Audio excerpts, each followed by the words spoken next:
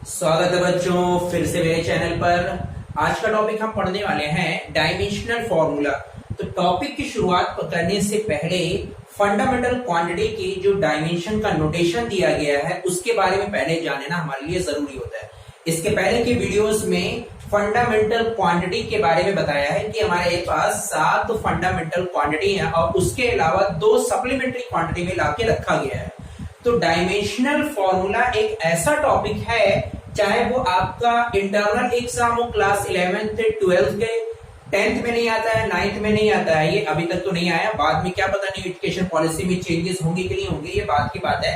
लेकिन 11th और 12th उसके अलावा आप चाहे नीट का एग्जाम दे, जेई का एग्जाम दे, वो मेंस हो या बेटा आपका एडवांस हो, नेट का कोई भी एग्जाम हो, 99% चांसेस रहता है कि कोई एक सवाल आपका डायमेंशनल फॉर्मूले के ऊपर आए।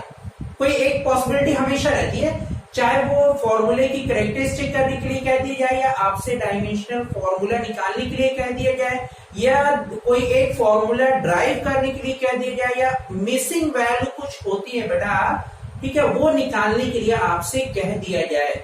तो इन शॉर्ट्स में अगर हम बताएं कि डायमेंशनल फॉर्मूला इंपॉर्टेंट है, चाहे जब तक आप बेटा क्लास 12th के बाद नीट या आप जेईई में क्वालिफाई नहीं हो जाते तब तक ये टॉपिक आपको याद रखना है, वैसे ही प्रैक्टिस करके रखनी है, ठीक है ना। डायमेंशनल फॉर्मूला, फिर इसके बाद का टॉपिक आएगा एप्लीकेशन ऑफ डायमेंशनल फॉर्मूला। तो आज के टॉपिक में सिर्फ हम अलग अलग क्वांटिटी के डायमेंशनल फॉर्मूला निकालना सीखेंगे। तो पहले जैसे हमने अभी लेक्चर के दौरान ही बताया कि डायमेंशनल फॉर्मूला हमें किसी भी क्वांटिटी का निकालना हो, कुछ भी हो, फोर्स है, एरिया है, डेंसिटी है, प्रेशर है, कोफिशिएंट ऑफ विस्कोसिटी है, थर्मल कंडक्टिविटी है, रेजिस्टेंस है, वोल्टेज है, फ्लक्स है, इलेक्ट्रिक फील्ड है, चार्ज है, मैग्नेटिक फील्ड है, कुछ भी अगर है, हमें अगर किसी भी क्वांटिटी का डायमेंशनल फॉर्मूला निकालना है तो उसके पहले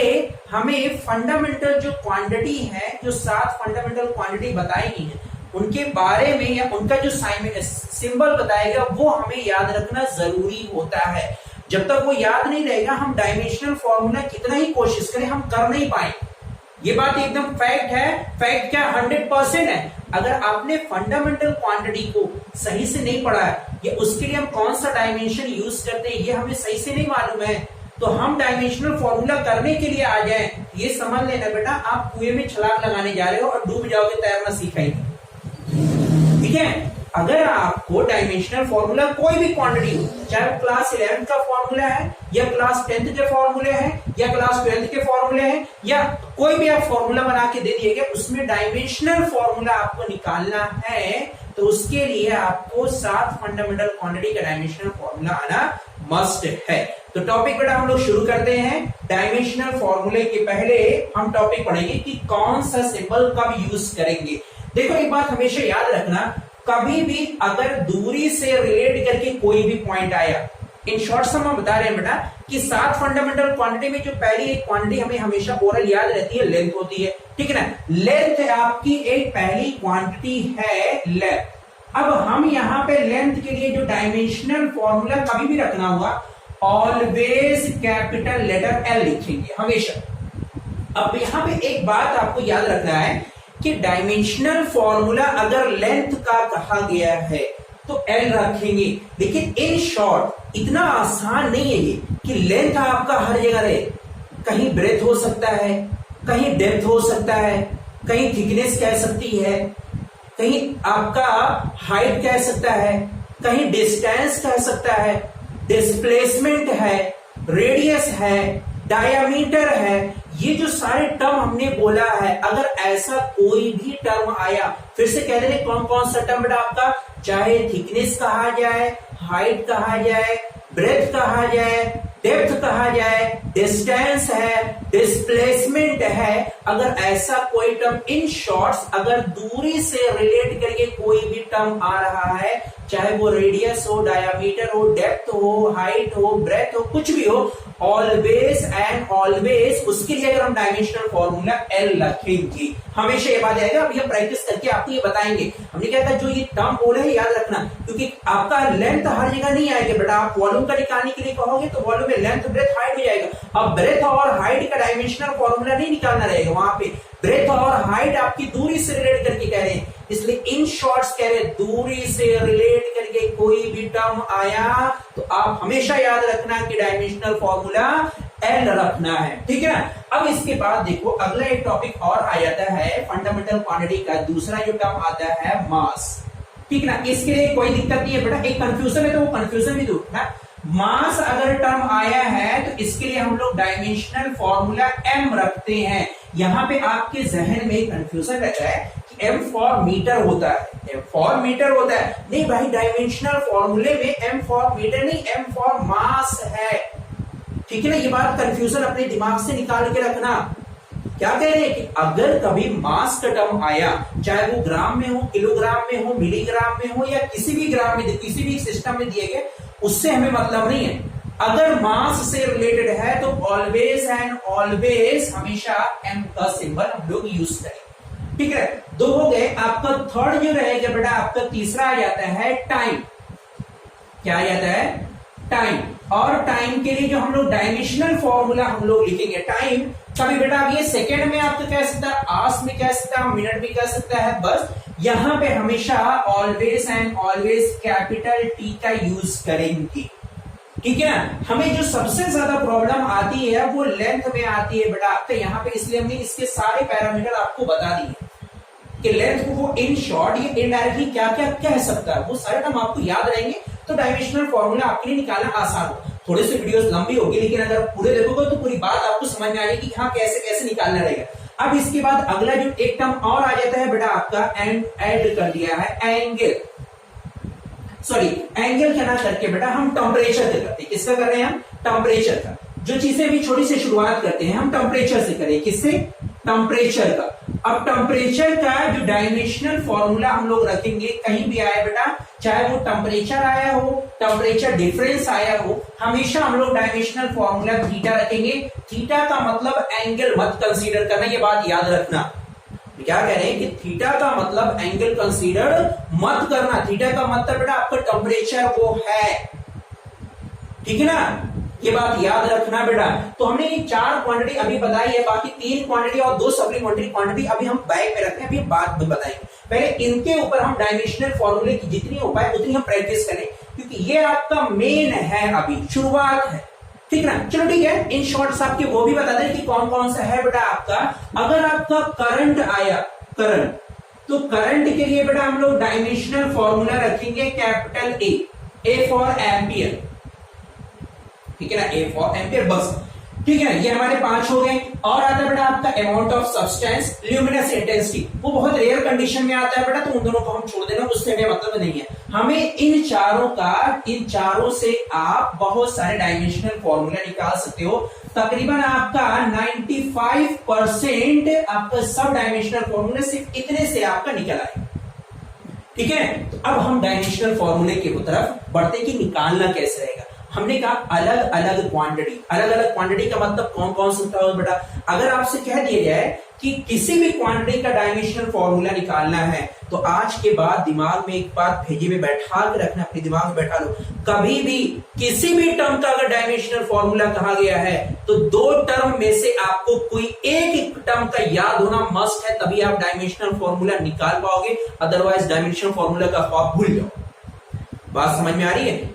2 टर्म किसी भी क्वांटिटी का पूछा गया है, चाहे फोर्स का कहे, प्रेशर का कहे, कोएफिशिएंट ऑफ विस्कोसिटी का कहे, काइनेटिक एनर्जी का कहे, वर्क डन का कहे, पावर का कहे, गैस कांस्टेंट कहे, थर्मल कंडक्टिविटी कहे, वोल्टेज कहे, रेजिस्टेंस कहे, व्हाटएवर वो कह रहा है, किसी भी टर्म का डायमेंशनल फॉर्मूला निकालने के लिए तो ऑलवेज एंड ऑलवेज हमेशा बेटा याद रखना, आपको उस क्वांटिटी का या तो यूनिट पता हो या तो उसका फॉर्मूला पता हो। इन दोनों में से अगर नहीं याद है तो आप डायमेंशनल फॉर्मूले के ख्वाब फिर भूल जाओ, नहीं निकाल पाओगे। ठीक है ना, ये बात याद रखना। हमने क्या कहा, दो जड़ी बूटी है, या तो फॉर्मूला या तो यूनिट, या तो फॉर्मूला या तो दोनों में से एक कोई याद हो, कोई दिक्कत नहीं, दोनों याद बहुत अच्छी बात है, लेकिन एक याद होना जरूरी है, तभी आप डायमेंशनल फॉर्मूला निकाल पाओगे। अदरवाइज इतना आसान है कि डायमेंशनल फॉर्मूला, इतनी ज्यादा क्वांटिटी आप कितना पढ़ोगे भाई, फॉर्मूले इतने ज्यादा आप कहां तक याद रख पाओगे डायमेंशनल फॉर्मूला, कोई मजाक बात थोड़ी ना है। डायमेंशनल फॉर्मूला निकालना बेटा, अभी हम टर्म के यहाँ पे क्वांटिटी के नाम गिनाना शुरू कर दें, पूरा बोर्ड भी बढ़ जाएगा, फिर से बेटा फिर बढ़ जाएगा, इतनी ज्यादा तो क्वांटिटी रहेंगी, आप कितना डायमेंशनल फॉर्मूला याद कर पाओगे। हमने कहा किसी भी क्वांटिटी का डायमेंशनल फॉर्मूला निकालना है तो दो टर्म में से कोई एक याद रहना जरूरी है, कोई एक याद रखना जरूरी है, तभी आपका डायमेंशनल फॉर्मूला बड़े आराम से निकाल लोगे। अब अगर आपको कह दिया गया, हमने वो कौन कौन से टर्म है, या तो यूनिट या तो फॉर्मूला, या तो यूनिट याद हो या फॉर्मूला याद हो। अब देखो, अगर आपसे कहा है कि आप बताइए फाइंड डायमेंशनल फॉर्मूला, आपसे कह दिया गया फाइंड डायमेंशनल फॉर्मूला, डीएफ का मतलब बेटा आपका डायमेंशनल फॉर्मूला यहां पे है ऑफ एरिया। अब बेसिक से लेके चल रहे हैं बेटा आपका एरिया, एरिया देखो यहाँ पे एक क्वांटिटी है, हमसे क्या कहा इसने कि आप एरिया का डायमेंशनल फॉर्मूला निकाल के बताओ। हमने आपसे क्या कहा, किसी भी टर्म का वो डायमेंशनल फॉर्मूला कहे तो हमेशा दो क्वांटिटी में से दो टर्म में से कोई एक टर्म का मालूम होना जरूरी है, या तो यूनिट या तो फॉर्मूला। तो आपको तो बेटा एरिया बराबर क्या होता है, एरिया का फॉर्मूला तो मालूम ही होगा बेटा, क्या होता है, लेंथ इनटू ब्रेथ, हो जाएगी कि नहीं। अगर मान लो आपसे कह दिया गया कि आप ये बताइए डायमेंशनल फॉर्मूला ऑफ, अगर मान लो और कुछ कह रहा है कि आप डायमेंशनल फॉर्मूला बताइए ऑफ वॉल्यूम का, अगर आपसे कह दिया गया आप वॉल्यूम का डायमेंशनल फॉर्मूला बताइए, तो कोई भी क्वांटिटी कह रहा है वॉल्यूम का कह रहा है, तो वॉल्यूम का या तो यूनिट मालूम हो या तो आपको फॉर्मूला मालूम हो, तभी आप डायमेंशनल फॉर्मूला निकाल पाओगे, अदरवाइज बहुत प्रॉब्लम आएगी। आप कितना ज्यादा याद रख पाओगे, इतने ज्यादा फॉर्मूले हैं, ठीक है ना। यहां पे देखो बेटा आपका डायमेंशनल फॉर्मूला निकालने के लिए फॉर्मूला क्या है, length multiply by breath multiply by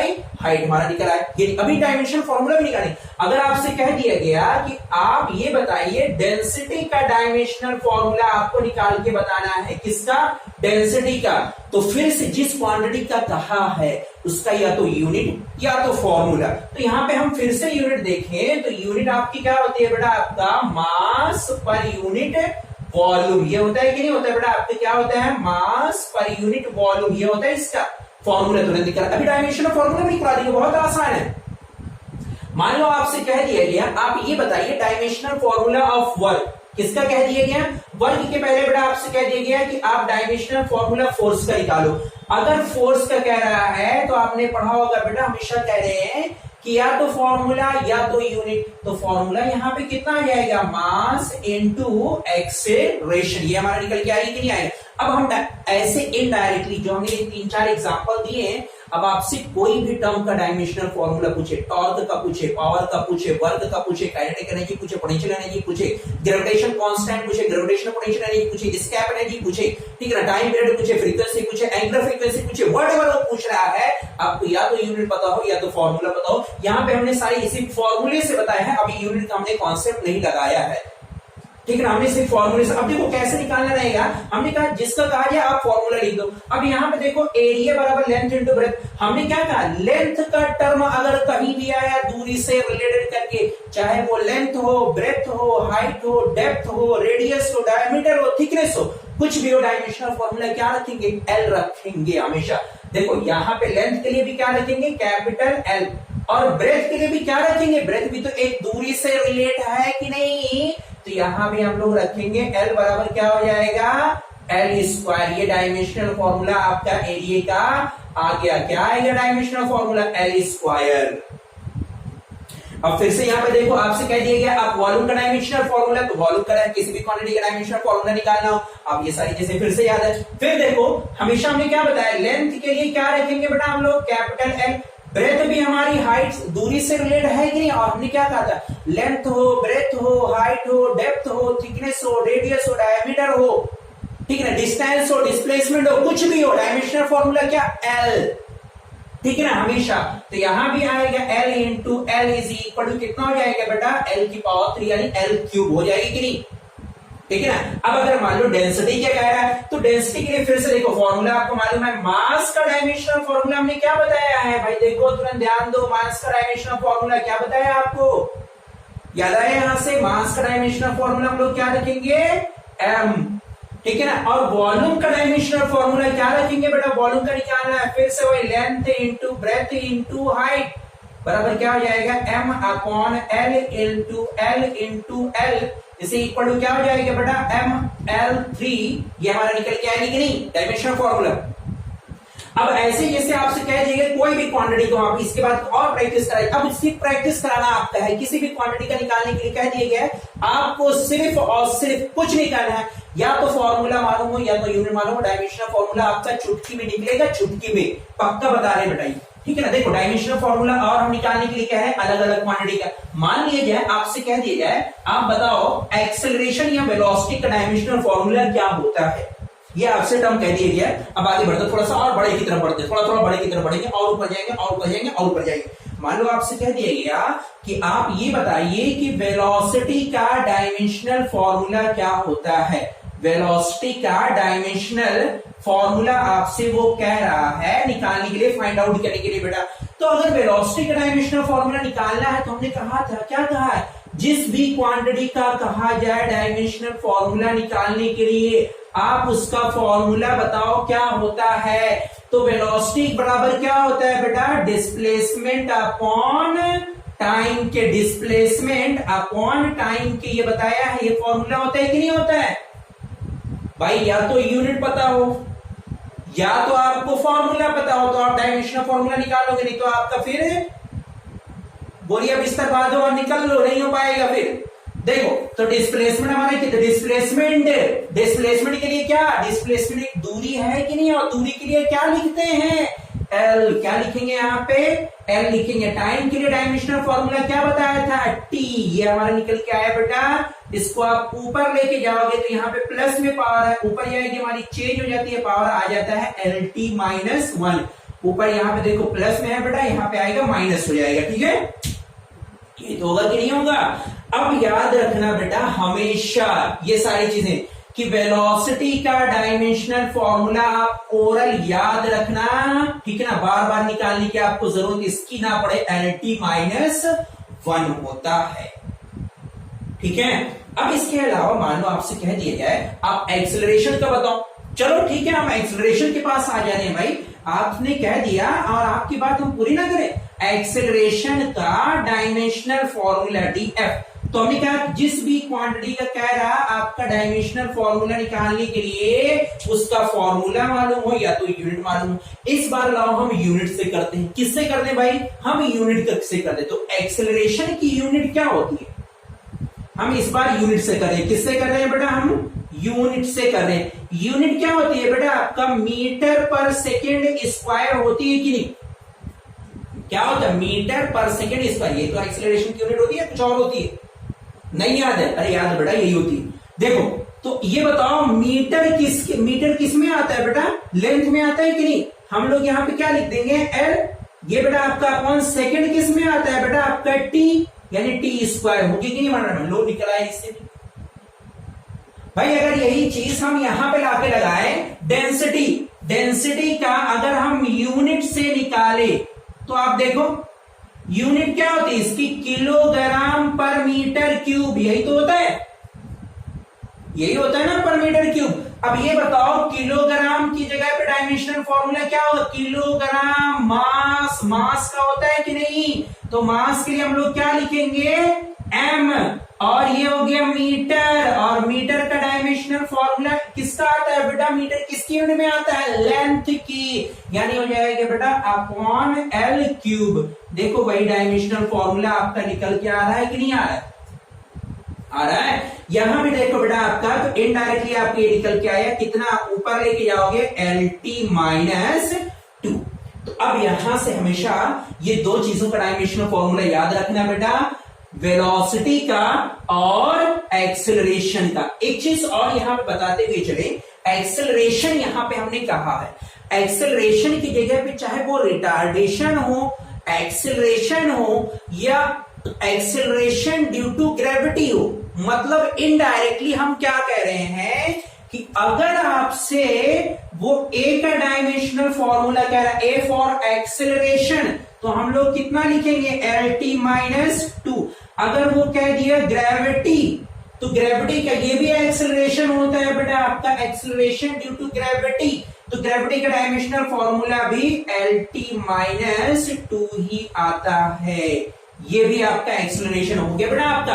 अब मान लीजिए ढेर सारी क्वांटिटी, आप कोई भी क्वांटिटी बताओ, आपने नाम बोलो, हम करा रहे हैं, चलो हम फोर्स का निकाल रहे हैं बेटा। किसका निकाल रहे हैं? आपको लग रहा होगा कि हम हवा हवा ऐसे बोल रहे, चलो निकालते हैं। आप कोई बेटा और बड़े से बड़े लेके आओ, हम कह रहे हैं फोर्स का बता दें। किसका? चलो ये मान लो आपको टफ लग रहा है फोर्स का, तो फोर्स का फिर जिस क्वांटिटी का कहा ये डायमेंशन फॉर्मूला आपने क्या कहा, या तो यूनिट मालूम हो या तो आपको फॉर्मूला मालूम हो। तो फोर्स की अगर यूनिट मालूम है न्यूटन, अब न्यूटन से नहीं निकल पाएगा, किलोग्राम मीटर पर सेकेंड स्क्वायर, यहां से डायमेंशनल फॉर्मूला अगर यूनिट से निकालना चाहते हो। बात समझ में आ रही है? अदरवाइज बेटा आप इसका फॉर्मूला बेटा आप बचपन से पढ़ते आओ कि फोर्स बराबर क्या होता है, एफ बराबर मास इनटू एक्सेलरेशन के होता है कि नहीं होता है। तो यहां से देखा बेटा आपका m फॉर यहां पे क्या, मास, और मास का डायमेंशनल फॉर्मूला क्या लिखेंगे हम लोग, m। a फॉर एक्सेलरेशन हमने कहा था, एक्सेलरेशन का डायरेक्टली याद रखो, जल्दी बोलो कितना, एल टी माइनस टू। बार बार बोल बेटा एक्सेलरेशन की कितना, L T minus two, velocity की कितना, एल टी माइनस टू। ये याद रख लो, दो ही चीजें हैं बस, क्योंकि एक बार बार निकालने की जरूरत ना पड़े आपको। बात समझ में आ रही है बेटा? अगर मान लिया जाए कोई कह रहा होगा कि सर इतना आसान करें, चलो हम चलते हैं अब सर को लेकर ऐसी जगह पे जहां पे डायमेंशनल फॉर्मूला निकालना थोड़ा सा टफ हो जाए। सर निकालिए आप गैस कांस्टेंट। किसका निकाल दें? गैस कांस्टेंट का हम निकाल के दिखाएं। तो गैस कांस्टेंट क्या होता है बेटा आपका, कैपिटल आर होता है कि नहीं होता है? इतना तो मालूम होगा आप लोगों को कि गैस कांस्टेंट कैपिटल आर होता है बेटा। कैपिटल देखो कहां से आता है, अगर आपको याद हो बेटा, तो हम लोग गैस इक्वेशन के लिए लिखेंगे, ऐसे लिखते हैं PV is equal to R T. यही तो गैस इक्वेशन होती है कि नहीं, PV is equal to R T हमारी गैस इक्वेशन है।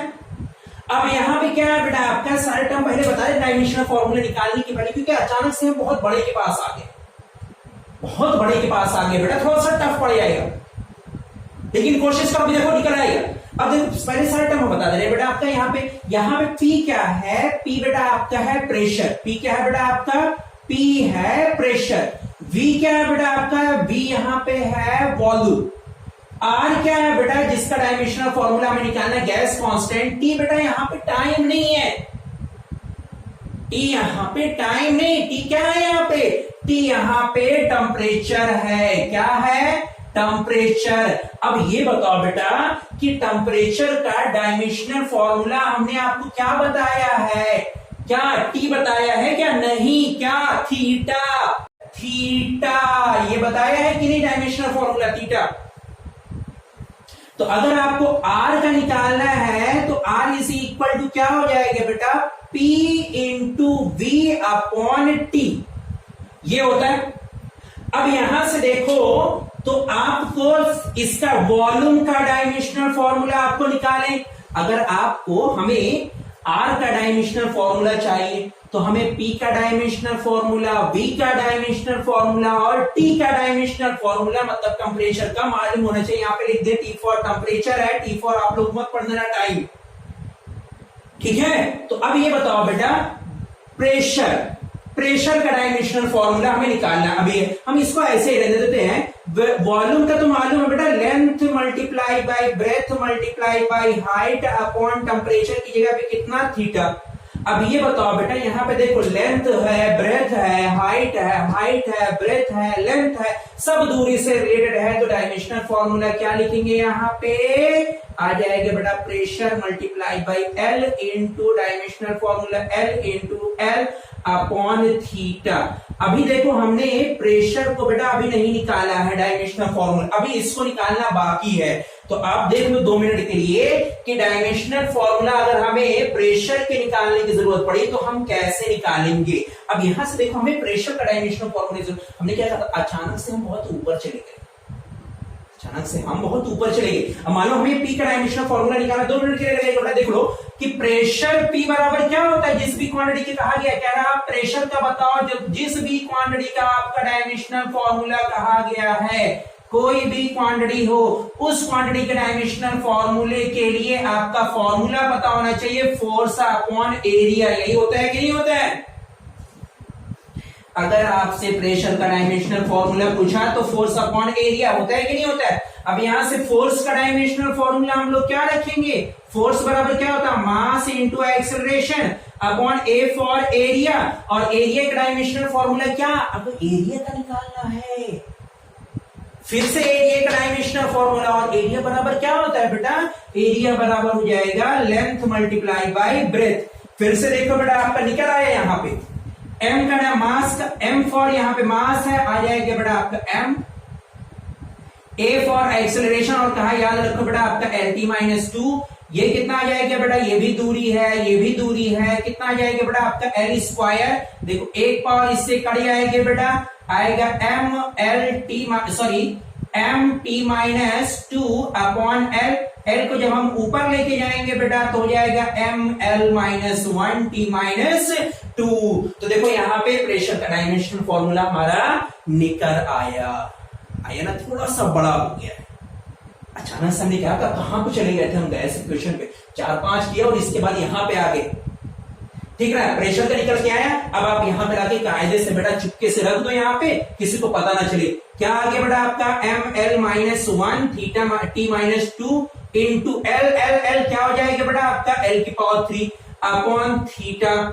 ठीक है, फिर से देखो, ये माइनस में l है बेटा यहाँ पे, और ये प्लस में l है, प्लस का 3 है, तो हमारा कितना रिजल्ट आएगा बेटा? ml-1 प्लस का 3 और t-2।